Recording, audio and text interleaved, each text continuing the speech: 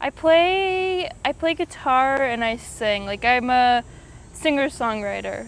I remember when I was a kid, like I had such low self-esteem, and then it wasn't until I got into like playing music that my self-esteem started to really build. Doula work is something that's really missing in modern society because it's a very like community centered job. I feel so bad for kids nowadays because again, like they just have these screens in front of them all the time and they don't get to like sit and be bored. Yeah.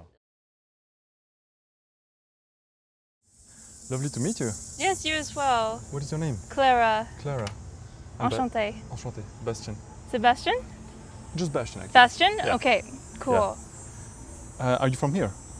No, I'm originally from, it's a town called Sarnia, Ontario. Okay. Yeah, it's on the Michigan border, so it's like 12 hours from here. Okay.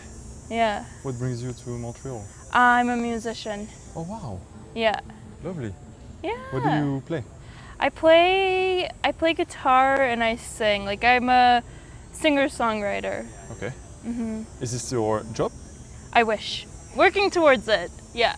Yeah. I was a doula, but A doula? what's that? What did you say, sorry? It's a doula? Doula. It's like a birth attendant. Oh, okay. Yeah, Right. but I'm in my final days of that because I'm going to school to study music composition at Concordia. Right, okay. So do you think the music will be part of your dream? Oh yeah. Yeah? Yeah. What do you like in writing songs, and what do you like the most when you write a song, play it for others? Which part do you like the most?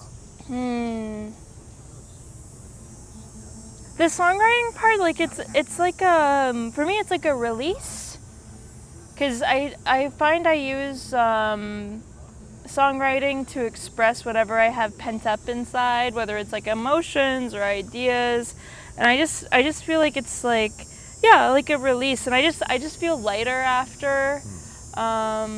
It's how I self-soothe, you know.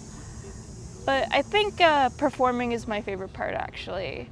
Right. And I just love how much I'm in the moment. It's probably the most in the moment I am, especially in the modern world, you know, where we're always on our phones. There's such a lack of presence nowadays. So like when I'm performing, it's just like, it's the here and now, you know? Yeah. You said everything. I think the performance is one of the things that bring us back to the present. Yes. Right? Yes, and I mean, like, I think especially like music and performance has always existed in throughout humanity. I guess. And it's just, and I think what I like about performing is, I mean, because I have a hard time expressing my emotions directly, and it's just a way for me to be really vulnerable without necessarily having to be direct, because people can interpret the music how they want to, so. Beautiful. Yeah. Wow. I love that. Yeah. Keep making space to that. I think it's, I mean, it's part of the reasons why it makes sense for us to be here also, right? To share our vulnerabilities and what we feel, how we react to this world. Yes. So, yeah, beautiful. And what would you say you like the most from your doula job? Is this something you've always done? Yeah. Well, I started I always say that I was a doula before I was a doula. Interesting. Because I have I have 5 older siblings, but my one sister in particular, I was there for when her babies were born and helped her when her babies were quite small. So when I learned what a doula was, it was just kind of like, oh, like I've already done that, you know? And I'm like, oh, you get paid for that? Yeah. And I think, again, like doula work is something that's really missing in modern society because it's a very like community centered job. And because, I mean, even up until like 50, 60 years ago, like, you know, humans always had some kind of village around them, and now everything's so individualistic. And so with my doula job, it's almost like being like a paid auntie. to like help support like these mothers and new families with their babies, because I mean even like still around the world, like outside of like Western society, like raising children isn't just the mother or just the mother and the father, it's the whole family or the whole community. So I feel like it's a very human job, and it's something that's just like really missing from our modern society. Yeah, definitely. Is there one thing that you learned from working with babies, I guess? Well, it's kind of funny what we're talking. Babies are very present.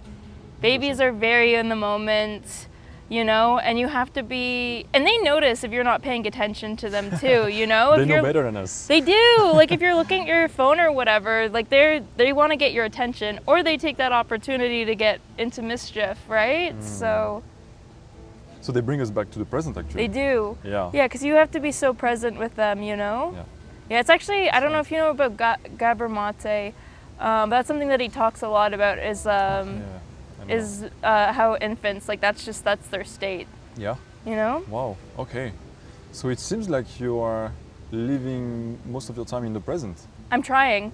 Right? I'm trying. I mean, I was definitely, and I mean, I still do have a bit like a phone addiction, but I'm definitely like trying to wean myself off of it, because like, I mean, I was a teenager when smartphones came out, and I miss the days when my computer was at home and it was in one specific part of the house, and other than that, like, you were away from it and you were out in the world. Yeah. I mean, that's right. I think it's difficult today to make this space or to create this environment again. Because I mean, technology is so accessible, right?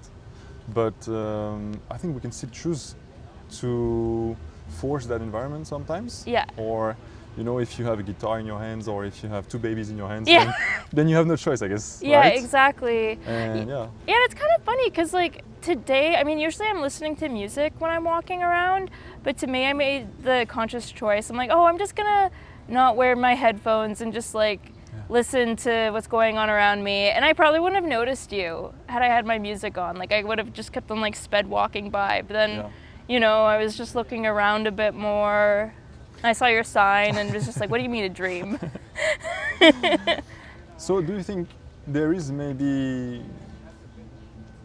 a way for you to combine these two interests of yours, like children and babies and music?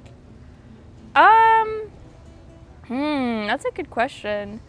I mean, I'm hoping that my music can influence children in a good way, just from like the messaging that comes with it. But I mean, because ideally, like I would like to be a touring musician, but I do think that it's very, very important for children to be exposed to music, and not just like the listening aspect, but the learning aspect as well, because music is so good for the developing brain. And like my parents, they didn't prioritize the arts.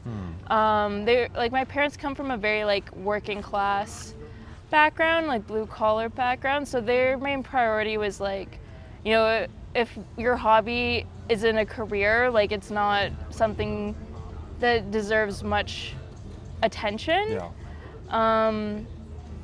And I think that, and again, like music's really good for the brain, but it's also really good for expression and empathy. So I think it's really important for like children to be exposed to music and creating music. Because again, like I know so many people in my life that are just like, oh, I could never do music, like I'm not creative, but like everyone's creative. Like that's just like what separates humans from most animals. Yeah, you said it. Yeah. So it seems like you kind of want to make music more accessible or accessible to children and to youth. Yeah, and I think it's I mean, and again, it's like I think music is also really good for self-esteem, and just like developing a skill. And I feel so bad for kids nowadays, because again, like they just have these screens in front of them all the time, and they don't get to like sit and be bored like previous generations got to be. And that's like where most of your creativity comes from, is being bored and sitting with yourself. Definitely, yeah. So I think it would be important to like have those kind of spaces and opportunities for kids. And that's why I think it's such a shame that like there's so many cuts to not education but the arts as well, because like those are two things that should be like so funded. Yeah, I mean, what I love is that it seems to me that the message you want to spread comes also from your youth yourself. Yeah. So it's really something that you speak from your heart also, right? Yeah. So I think in life, when we talk about dream or what we want to build or who we want to be, it's most of the time it's good if it makes sense also from who we are from when we're young. Yeah. So I think keep working on that direction, because I think many children along the way will thank you later. Aw, no, well, I mean, I remember when I was a kid, like, I had such low self-esteem, and then it wasn't until I got into, like, playing music that my self-esteem started to really build. And I mean, like, I had started writing songs when I was, like, 6, like, just, like, you know, writing lyrics and, like, making up melodies. But then when I actually learned how to, like the skills to like materialize it, like my self-esteem went from like down here to like up there. You're right. You know, and it wasn't like, it was self-esteem in the sense like, oh, I am capable of doing things, you know, and like I can like have an idea and make it come to life. So rewarding, right? Yeah, it is. Please keep creating. Yes, thank you. Yeah, thank you for your time. That was lovely. So nice to meet you. Thank you so much. Yeah, thank you. Awesome.